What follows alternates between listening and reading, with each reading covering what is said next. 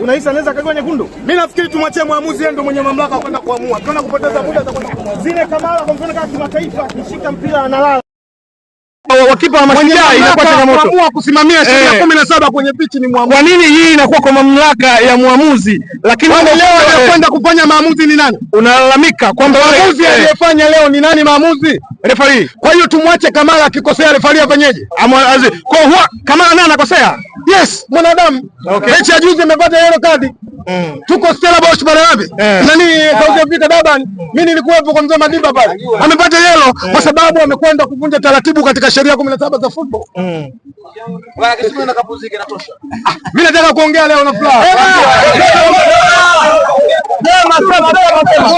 Mapema. Itunze bado wana finali. Nashukuru sana waandishi wa habari.